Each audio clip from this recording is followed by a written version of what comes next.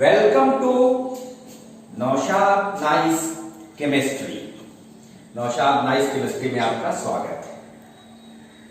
हम लोग आज केमिस्ट्री के क्लास में पढ़ेंगे electrode potential and EMF of a cell. EMF electromotive force. तो ये दोनों देखेंगे, बहुत ही इंपॉर्टेंट टॉपिक है ये, वे आई टॉपिक। आइए, इलेक्ट्रोड पोटेंशियल, हिंदी में कहते हैं इसको इलेक्ट्रोड विभव, और इसको विद्युत वाहक बल, विद्युत वाहक बल, ईएमएफ इलेक्ट्रोमोटिव फोर्स, ये हम लोग का आज का क्लास। तो सबसे पहले हम लोग देखेंगे इलेक्ट्रोड पोटेंशियल या स्टैंडर्ड इलेक्ट्रोड पोटेंशियल। तो आ जाइए, पहले हम लोग देखेंगे इलेक्ट्रोड पोटेंशियल। इलेक्ट्रोड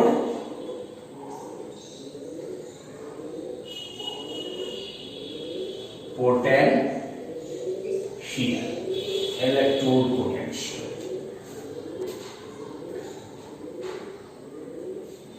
ये दो तरह का होता है, एक है ऑक्सीडेशन पोटेंशियल और दूसरा है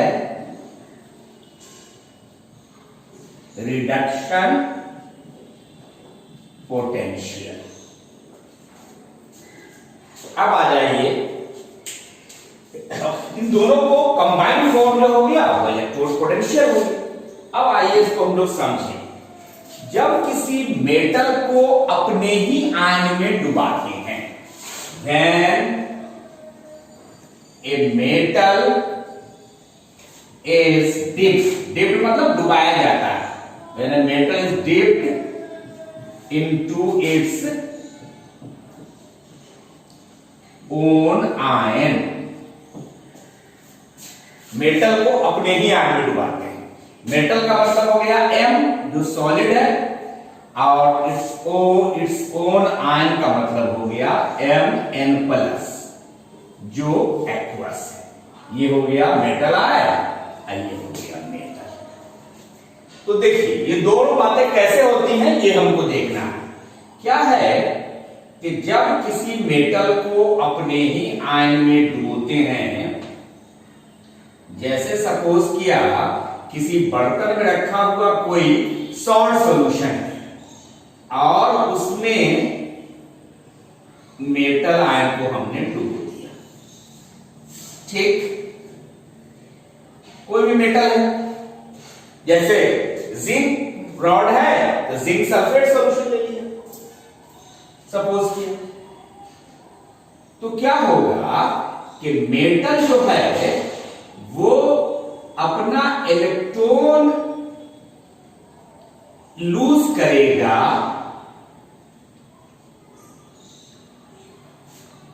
इलेक्ट्रोड को। मेटल इलेक्ट्रॉन लूज करेगा किसको? इलेक्ट्रोड को, और खुद सॉल्यूशन में चला जाएगा मेटल आयन के फॉर्म में। मेटल आयन के फॉर्म में वो सॉल्यूशन में चला गया, यानी मेटल क्या किया? इलेक्ट्रॉन लूज करके दे दिया किसको? इलेक्ट्रोड को, और खुद चला गया कहां? सॉल्यूशन में। किस फॉर्म में? आयन के फॉर्म में। यानी कहने का मतलब हुआ कि मेटल इलेक्ट्रॉन लूज करके मेटल आयन बनाया, और यानी ऑक्सीडाइज हो गया। मेटल लूजेस इलेक्ट्रॉन, मेटल ने क्या किया? जब मेटल को अपने ही सॉल्ट सॉल्यूशन में डुबो दिया गया, तो मेटल जो सॉलिड फॉर्म में था वो इलेक्ट्रोड पर जमा हो जाता है, और इलेक्ट्रोड पर जमा हो जाता है। मेटल जो सॉलिड फॉर्म में था इलेक्ट्रॉन लूज करता है, इलेक्ट्रॉन लूज करके किसको दे दिया? इलेक्ट्रोड को दे दिया। इलेक्ट्रॉन लूज करके वो इलेक्ट्रोड को दे दिया, और खुद मेटल आयन के फॉर्म में चला गया सॉल्यूशन। ये कहां से आया भाई? From electrode. और ये कहां चला गया? To the solution. सॉल्यूशन में चला गया। ठीक, यानी क्या हो गया? इलेक्ट्रॉन का लॉस, ऑक्सीडेशन यहां पर हो गया, ऑक्सीडाइज्ड हो गया, ये ऑक्सीडाइज्ड हो गया था। समझ? ठीक, तो क्या हो जाएगा कि यहां पर निगेटिव चार्ज इस पर एक्युमुलेट करेगा, यहां पॉजिटिव चार्ज, तो इस तरह मेटल इलेक्ट्रोड और इलेक्ट्रोलाइट आयन के इलेक्ट्रोलाइट के बीच एक पोटेंशियल डेवलप करेगा और उसी पोटेंशियल को हम लोग कहेंगे इलेक्ट्रोड पोटेंशियल या ऑक्सीडेशन पोटेंशियल। अब जैसे सपोज किया कि मेटल की जगह पर Zn ले लिया और Zn जो है Zn सल्फेट सॉल्यूशन में क्या हुआ? n इलेक्ट्रॉन लूज किया या 2 इलेक्ट्रॉन लूज किया और Zn2 प्लस बनाया, सॉल्यूशन में चला गया। ठीक, ये हुआ। तो इस तरह से निगेटिव इलेक्ट्रोड हो गया ये एनोड, तब ये हो गया एनोड यानी निगेटिव इलेक्ट्रोड। अपने आप इस पर निगेटिव चार्ज डेवलप कर जाता है, इस इलेक्ट्रोड पर निगेटिव चार्ज डेवलप कर जाता है, ये निगेटिव चार्ज डेवलप कर जाता है और ये हो जाता है एनोड, निगेटिव चार्ज डेवलप कर जाता है, निगेटिव हो गया।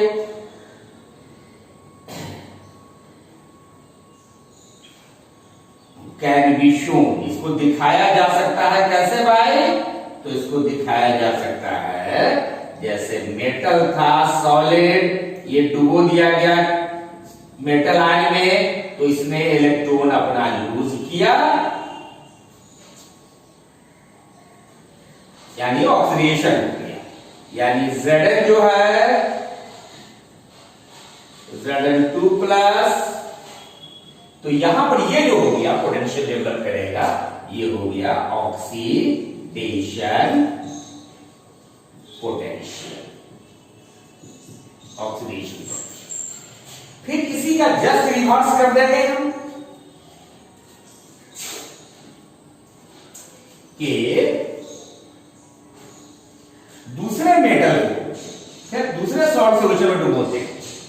मान लिया अब कॉपर को कॉपर सल्फेट सॉल्यूशन में डुबोते हैं, मेटल को अपने ही आयन में डुबोते हैं, मेटल को अपने ही आयन में डुबोते हैं, तो क्या होगा कि यहां पर मेटल आयन जो सॉल्यूशन का होगा वो कोलाइड करेगा इलेक्ट्रोड से कोलाइड किया और इलेक्ट्रोड से कोलाइड करने के बाद ये n इलेक्ट्रॉन डेवलप लेगा इलेक्ट्रोड से और बना लेगा मेटल। फिर उसी तरह से मेटल आयन क्या हुआ, इलेक्ट्रोड जो निगेटिव इलेक्ट्रोड है उस पर इलेक्ट्रॉन्स है, उससे कोलाइड करेगा और ये मेटल बना लेगा। यानी इसका जस्ट उल्टा हो जाएगा, यानी यहां पर क्या होगा कि मेटल आयन किसका, फ्रॉम सॉल्यूशन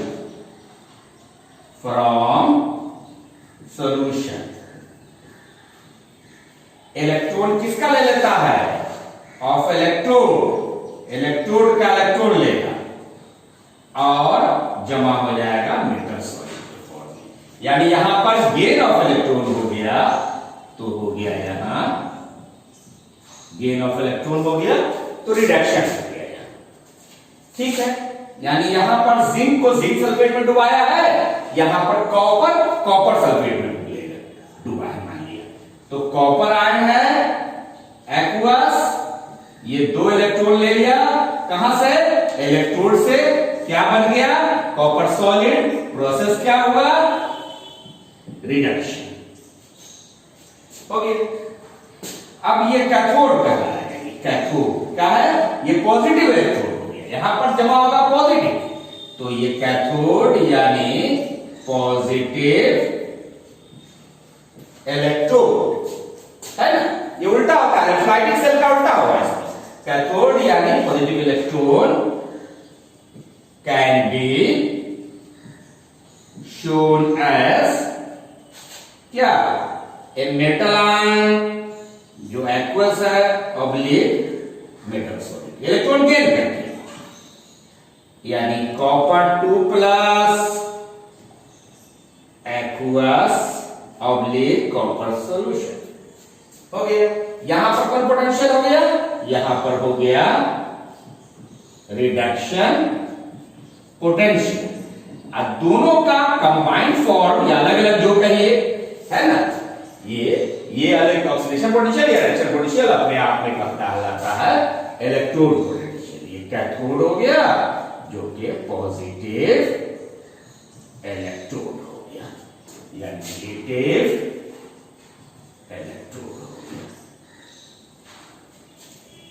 हो गया। फिर एक बात समझ लीजिए इलेक्ट्रोड पोटेंशियल कि जब किसी मेटल को अपने ही आयन में डुबोते हैं, मेटल को मान लिया M जो कि सॉलिड है S, और मेटल आयन मान लिया Mn+ जो एक्वस है, पानी एक्वस है, M जो है वो चार्ज, नंबर ऑफ चार्ज है या वैलेंसी ऑफ आयन है, हो गया। तो मेटल को अपने ही आयन में डुबाते हैं तो दो पॉसिबिलिटी है। एक पॉसिबिलिटी ये है कि मेटल जो है वो अपना इलेक्ट्रॉन इलेक्ट्रोड को दे देगा और खुद चला जाएगा सॉल्यूशन में मेटल आयन के फॉर्म में, यानी मेटल इलेक्ट्रॉन लूज करके ऑक्सीडाइज हो जाएगा, ऑक्सीडेशन होता है, ठीक है। तो ये हो गया ऑक्सीडेशन पोटेंशियल।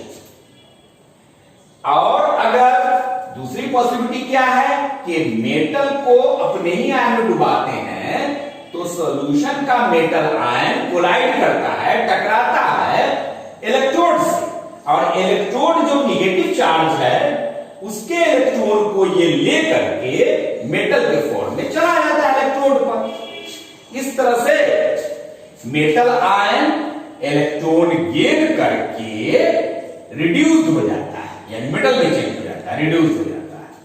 तो यहां पर इलेक्ट्रॉन की यहां मेटल के द्वारा इलेक्ट्रॉन लॉस करके पॉजिटिव चार्ज आयन बनाना यानी ऑक्सीडाइज होना, इस टेंडेंसी को कहते हैं ऑक्सीडेशन पोटेंशियल। और मेटल के द्वारा मेटल आयन के द्वारा इलेक्ट्रॉन गेन करके मेटल बनाना यानी रिड्यूस्ड हो जाना है ना, इस टेंडेंसी को कहते हैं रिडक्शन पोटेंशियल, है ना।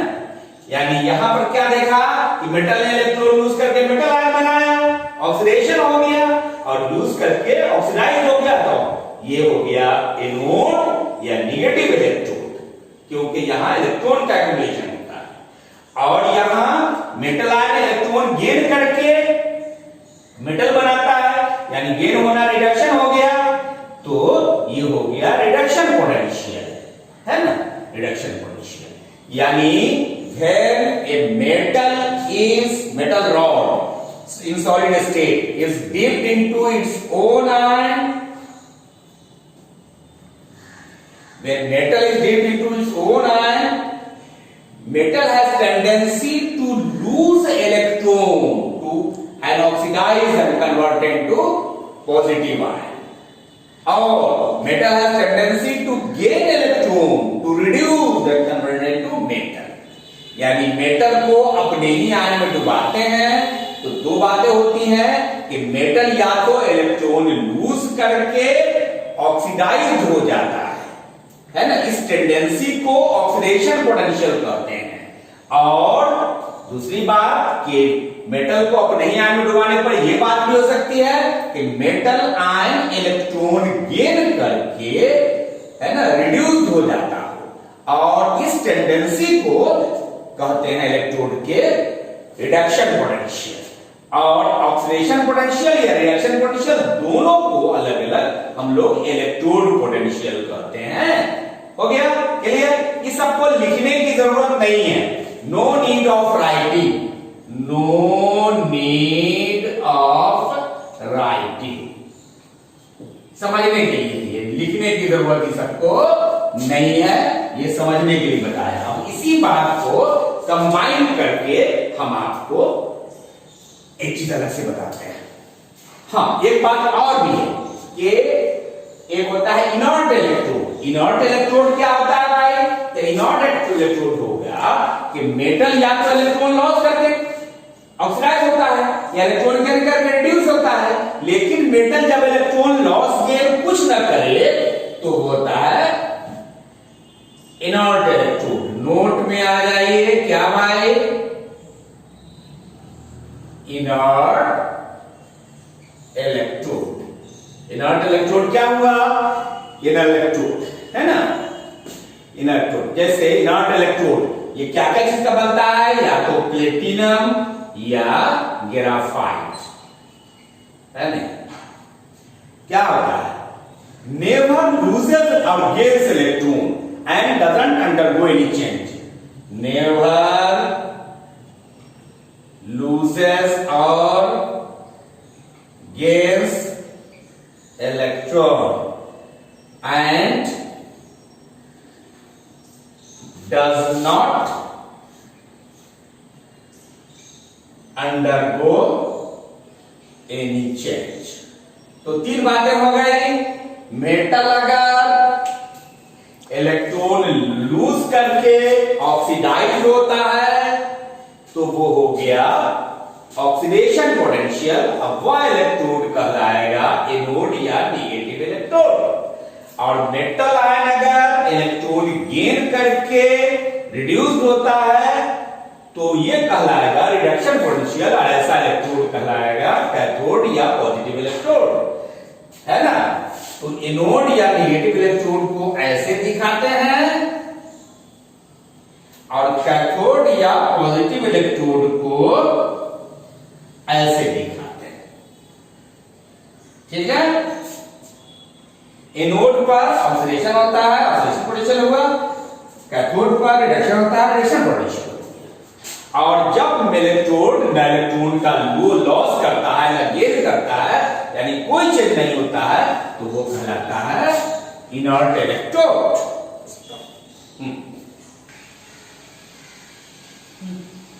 ठीक, अब हम लोग देखें अभी इलेक्ट्रोड पोटेंशियल जो पढ़ा अब तक हम लोगों ने, है ना? खूब बढ़िया से कॉन्सेप्ट ले लिया, बार बार पढ़ा के समझा दिया। अब उसको लिख देंगे टू द पॉइंट, है ना, जो आपका ऑलरेडी समझा हुआ है। क्या बात है? इट में definition of electrode potential, it में भी डिफाइंड है, इसको परिभाषित किया जा सकता है। The tendency of an element, किसी एलिमेंट की वो परमिटिविटी, वो tendency, when it is placed in contact with its ion, किसी एलिमेंट की टेंडेंसी जब उसको अपने ही आयन के संपर्क में रखा जाता है, टू बिकम पॉजिटिवली और निगेटिवली चार्ज, तो वो पॉजिटिवली चार्ज या निगेटिवली चार्ज हो जाता है बाय लूजिंग और gaining of electron, electron lose करके या गेन करके। इलेक्ट्रॉन मेटल को अपने ही आयन में डुबाएंगे तो मेटल इलेक्ट्रॉन लूज करके पॉजिटिव चार्ज आयन बनाएगा या इलेक्ट्रॉन गेन करके निगेटिव चार्ज आयन बनाएगा। और उसके बाद एक पोटेंशियल डेवलप करेगा, किस किस के बीच? इलेक्ट्रोड के बीच। हाँ, तो क्या देखा कि मेटल को अपने ही आयन के संपर्क में रखते हैं तो मेटल इलेक्ट्रॉन लूज करके पॉजिटिव चार्ज आयन या इलेक्ट्रॉन गेन करके निगेटिव चार्ज आयन बनाता है। यानी इलेक्ट्रोड में और इलेक्ट्रोलाइट के बीच एक पोटेंशियल डेवलप करता है ना? उसी पोटेंशियल के डिफरेंस को इलेक्ट्रोड पोटेंशियल कहते हैं। It is the potential difference between the electrode and the electrolyte. इसको याद कर लेना है बढ़िया से, इसको you have to memorise it, इसको आपको अच्छा से याद कर लेना है। अब आ जाइए टाइप। इलेक्ट्रोड पोटेंशियल में be of two types, oxidation potential और reduction potential. Oxidation potential, it is the tendency of an electrode to lose electron to get oxidised.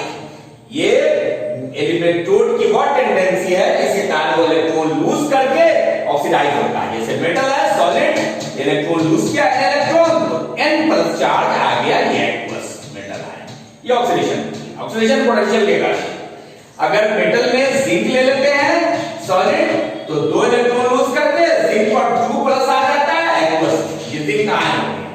उसी तरह से रिडक्शन पोटेंशियल, ठीक इसका उल्टा, if it is oxidation potential it is reduction potential, इसका just उल्टा है। It is tendency of an electrode to gain electrons to get reduced, ये इलेक्ट्रोड की वो टेंडेंसी है जिसके कारण इलेक्ट्रॉन गेन करके रिड्यूस हो जाता है, यानी metal ion an electron gain करके मेटल सॉलिड बन जाता है, यानी मेटल आयन की जगह कॉपर आयन ले ले, Cu2 plus aqueous solution copper ion 2 electron gain करेगा, कॉपर सॉलिड बन गया। ये रिडक्शन पोटेंशियल के कारण होता है। और आप जानिए तो ऑक्सीडेशन पोटेंशियल, रिडक्शन पोटेंशियल दोनों इलेक्ट्रोड पोटेंशियल एक दूसरे का reverse, reduction potential equal to minus oxidation potential या oxidation potential is equal to minus reduction potential. लेकिन कंफ्यूजन नहीं हो इसलिए हम लोग हमेशा जो मॉडर्न कन्वेंशन है, मॉडर्न मान्यताएं हैं कि electrode potential are always written as reduction potential, यानी अगर आपको लिखा हुआ मिले रिडक्शन पोटेंशियल तो आप समझिएगा वो इलेक्ट्रोड पोटेंशियल है। तो रिडक्शन पोटेंशियल के फॉर्म में ही हम दिखाएंगे या उसी को लेके आगे बढ़ेंगे।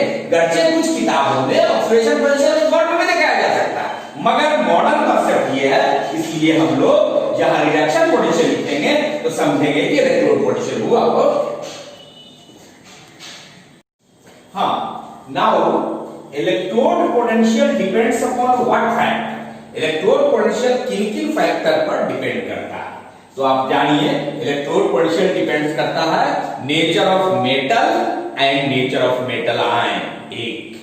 दूसरा concentration of the electrolytic solution, अगर लिक्विड है तो, अगर गैसियस है तो प्रेशर ऑफ द गैस, और तीसरा टेम्परेचर, पहला हो गया nature of the metal and it's ion, दूसरा कंसंट्रेशन और प्रेशर, लिक्विड के केस में कंसंट्रेशन, गैस में प्रेशर, और तीसरा temperature, nature of the metal ion and its metal and its ion, concentration of ion and in the solution, or the pressure in case of gases and temperature।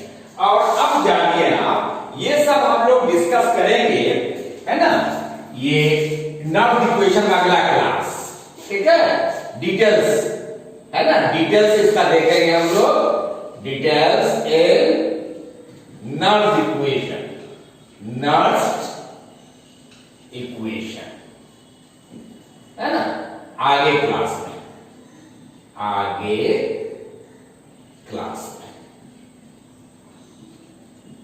ये हो गया, समझ गए। और अब आइए जो सिलेबस में हमारा दिया हुआ है मेन टॉपिक, ये इसी को पढ़ने के लिए इतना भी पढ़ा दो, स्टैंडर्ड इलेक्ट्रोड पोटेंशियल। पहले जाने का what is meaning of standard है।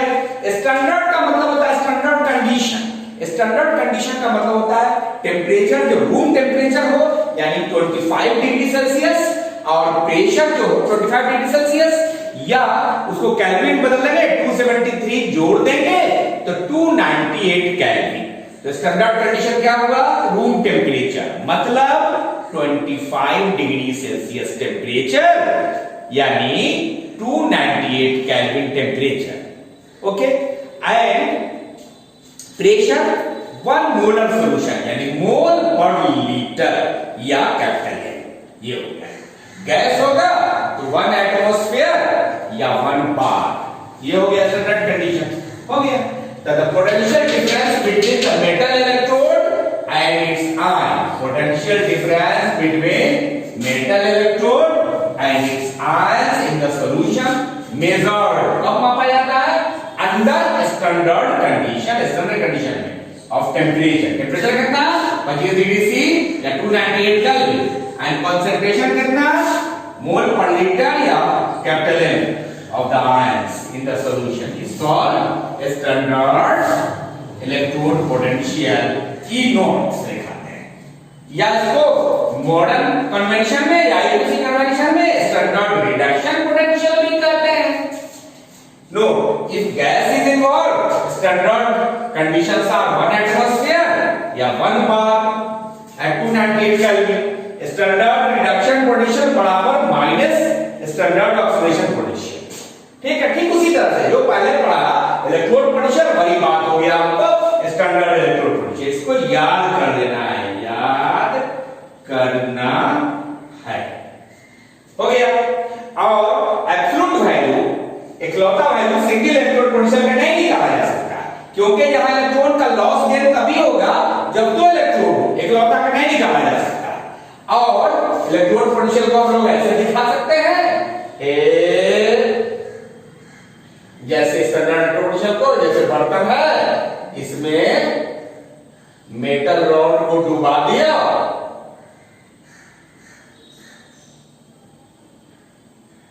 और ये मेटल आयन है, और इन दोनों के बीच जो पोटेंशियल डेवलप करेगा वही होगा, पोटेंशियल जो डेवलप करेगा वही होगा स्टैंडर्ड इलेक्ट्रोड पोटेंशियल, यानी potential difference between electrode and electrolyte at 298 Kelvin and 1m concentration, 1m solution या 1 bar गैस में। यही हो गया आपको, यही जो पोटेंशियल इस दोनों के बीच डेवलप किया, यही हो गया potential difference, sorry standard electrode potential, यानी potential difference between electrode and electrolyte. Standard condition यही कहलाता, स्टैंडर्ड कंडीशन। ये स्टैंडर्ड हाइड्रोजन इलेक्ट्रोड SHEC, ये रेफरेंस इलेक्ट्रोड है जिसके सहारे किसी भी इलेक्ट्रोड का पोटेंशियल निकाला जाता है, इलेक्ट्रोड पोटेंशियल। इसके बारे में, इसमें हाइड्रोजन इस गैस को रखा जाता है इस तरह के बर्तन में, ट्यूब में, और प्लेटिनम का वायर दिया जाता है और HCl सॉल्यूशन में डुबा दिया जाता है।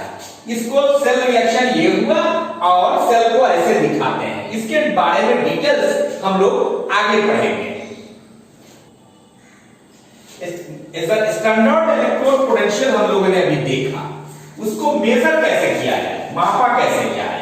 तो एक इलेक्ट्रोड है ना, स्टैंडर्ड का मतलब हुआ 298 केल्विन टेम्परेचर, और सॉल्यूशन का कंसंट्रेशन होगा 1 मोलर सॉल्यूशन होगा, मोलरिटी। तो उसका हम लोग को इलेक्ट्रोड पोटेंशियल निकालना है। उसके लिए क्या होगा, एक अलग से फिर रेफरेंस इलेक्ट्रोड लेना होगा, शी जो अभी पढ़ाया, इसका निकालना है electrode potential, standard electrode potential. तो एक हम लोग शी लिया है ना, शी स्टैंडर्ड हाइड्रोजन इलेक्ट्रोड, जिसका इलेक्ट्रोड पोटेंशियल मालूम है। अब इसको शॉर्ट ब्रिज के द्वारा जोड़ा, अंदर नीचे इंटरनल और ऊपर से हम लोग वायर के द्वारा जोड़ा, जिसपे एक पोटेंशियोमीटर लगा देते हैं। यानी इसका निकालना है, ये दिया हुआ है, ये नोन है, स्टैंडर्ड है शी, और इसको पोटेंशियोमीटर लगा के जोड़ते हैं। उसके बाद ये फार्मूला से आप देखते हैं, इसमें पोटेंशियोमीटर में जो रीडिंग आता है वो पोटेंशियोमीटर में रीडिंग आता है इसका सेल पोटेंशियल का, ईएमएफ ऑफसेट। अब आपको ये या ये निकालना है तो ये पोटेंशियोमीटर में देख लेंगे, और शी का वैल्यू जो है स्टैंडर्ड हाइड्रोजन इलेक्ट्रोड, या तो ये है या ये है, ये निकल जाएगा, ये है, ये निकल जाएगा। यानी तीनों में 2 टर्म हमको मालूम है, पोटेंशियोमीटर से ये पता चल जाएगा और स्टैंडर्ड हाइड्रोजन इलेक्ट्रोड का दिया हुआ है पोटेंशियल। तो इस दोनों में कोई एक पता होगा तो दूसरा निकल जाएगा, और इस तरह से ये निकल जाएगा। ये है तो और क्लियर हो जाएगा, ये सारी चीजें और क्लियर हो जाएंगी। अब हम लोग देखेंगे वेरी वेरी इंपॉर्टेंट टॉपिक, बहुत बहुत बहुत important topic, EMF, electromotive force, विद्युत वाहक बल ऑफ ए सेल, या शॉर्ट में इसको सेल पोटेंशियल भी कहते हैं, सेल पोटेंशियल। इसको दिखाते हैं कैसे भाई, ई सेल, ऐसे दिखाते हैं, ई सेल है ना, सेल पोटेंशियल क्या है भाई, पोटेंशियल डिफरेंस है। देखिए आपको जान लीजिए कि 2 इलेक्ट्रोड्स हैं और इन दोनों इलेक्ट्रोड्स के पोटेंशियल में जो डिफरेंस होगा, कब, जब ओपन सर्किट हो, उससे करंट फ्लो नहीं हो रहा हो, तब उस पोटेंशियल डिफरेंस को हम लोग कहेंगे EMF, standard electrode potential, sorry electromotive force, electromotive force. It is the difference of electrode potential, ये पोटेंशियल डिफरेंस है between two half cell electrode, दो इलेक्ट्रोड्स के बीच में। कब? When no current flows through this cell, जब cell से कोई करंट फ्लो नहीं होता है, यानी open circuit, when circuit is open circuit हो, तब यही हो गया आपको इलेक्ट्रोमोटिव फोर्स। ठीक है। और क्या है, अगर क्लोज सर्किट हो, करंट फ्लो हो रहा हो, तो वो पीडी कहलाएगा, पोटेंशियल डिफरेंस, हल्का सा डिफरेंस है दोनों में। इलेक्ट्रोमोटिव फोर्स के लिए open circuit, its unit volt है, इसको नापा जाता है कैसे भाई? तो पोटेंशियोमीटर। अब आइए, इसका दो फार्मूला है ईएमएफ ऑफ सेल पोटेंशियल का, दो है, एक ऑक्सीडेशन पोटेंशियल, एक रिडक्शन पोटेंशियल। तो oxidation potential of anode, loan क्या होगा, है ना, ऑक्सीडेशन एनोड पर होता है, अब plus reduction potential of cathode, RC P क्या होगा, रिडक्शन पोटेंशियल ऑफ कैथोड। इसे कहिए, या फिर आप कर सकते हैं कि रिडक्शन पोटेंशियल को अगर उलट देंगे तो माइनस ऑक्सीडेशन पोटेंशियल को उलट देंगे तो माइनस रिडक्शन पोटेंशियल हो जाएगा। तो इसको ऐसे भी लिख सकते हैं, universal reduction potential of cathode minus reduction potential of anode. तो हम लोग ये फार्मूला ज्यादा इस्तेमाल में लाते हैं बाद वाला, ऐसे कोई किताब में पहला वाला जो दिया हुआ है उससे बना सकते हैं, लेकिन दोनों लेके चलने में हमको कंफ्यूजन हो सकता है, इसलिए हम एक लेके चलेंगे। मोस्टली तो ज्यादातर किताब है इसको दिया हुआ है। ठीक है, इसको शॉर्टकट में ऐसे लिख सकते हैं भाई, कैसे लिख सकते हैं? तो शॉर्टकट में इसको फार्मूला के तौर पर लिख सकते हैं, E cell is equal to E of electrode potential of cathode, किधर RHS right hand side, minus E anode, ये किधर LHS लेफ्ट हैंड साइड, है ना। ये फार्मूला, मेन फार्मूला ये हुआ, इसका मेन फार्मूला ये हुआ। अच्छा, ईएमएफ डिपेंड करता है कंसंट्रेशन टेंपरेचर पर, बताइए आपको। अच्छा, ईएमएफ जो है सेल का, अगर ई सेल लिखा हुआ है इसका मतलब समझेंगे ईएमएफ सेल का किसी भी कंसंट्रेशन या किसी भी टेंपरेचर पर, और ई नॉट सेल अगर लिखा हुआ है तो समझेंगे स्टैंडर्ड टेंपरेचर और कंसंट्रेशन पर। स्टैंडर्ड टेंपरेचर क्या हुआ? 298 केल्विन या 25 डिग्री सेल्सियस।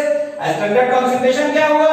1 मोलर या गैस है 1 एटमॉस्फेयर 1 बार। इसको फार्मूला को ऐसे भी लिख सकते हैं, ई नॉट सेल या standard cell potential equal to E naught cathode यानी RHS राइट हैंड साइड में minus E naught anode LHS। तो मेन बात याद रखने की बात है ये वाली, ये फॉर्मूला जो है ना, ये फॉर्मूला आप याद रखिए, यही पर नॉट लग गया, स्टैंडर्ड हो गया, इसको याद रखना है, याद रखना है, और इसी पर प्रॉब्लम से बनेंगे। अब जानिए आप इलेक्ट्रोमोटिव फोर्स हम लोग पढ़ा, E cell potential of cell. Cell potential of cell अगर पॉजिटिव होगा तो रिडॉक्स रिएक्शन पॉसिबल होगा और स्पॉन्टेनियस और फिजिबल होगा वो सेल, है ना।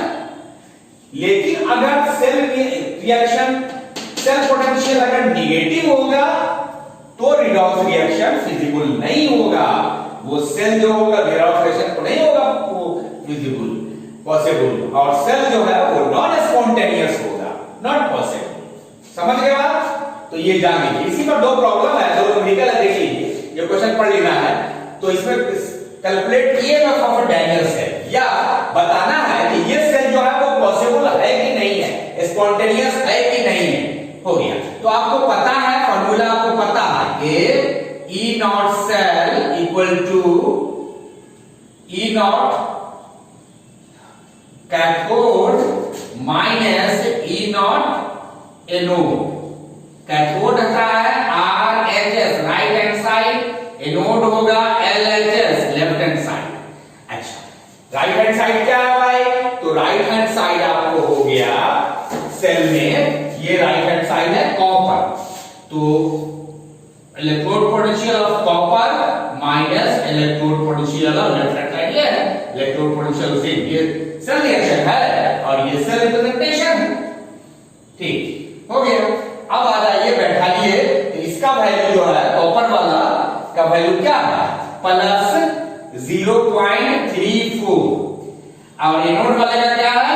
इलेक्ट्रोड पोटेंशियल माइनस 0.76 और दोनों को जोड़ेंगे तो प्लस 0.34 प्लस 0.76 जोड़िएगा 1.10 वोल्ट पॉजिटिव, तो ये आया प्लस, ये हुआ डैनियल सेल का ये है। तो here E of cell is positive, cell positive है ये, तो so the given redox reaction is possible.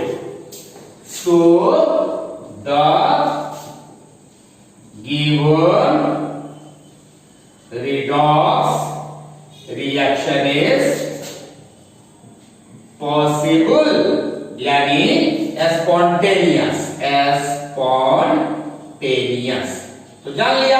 अगर ये निगेटिव आता तो नॉन स्पॉन्टेनियस होता, नॉट पॉसिबल होता।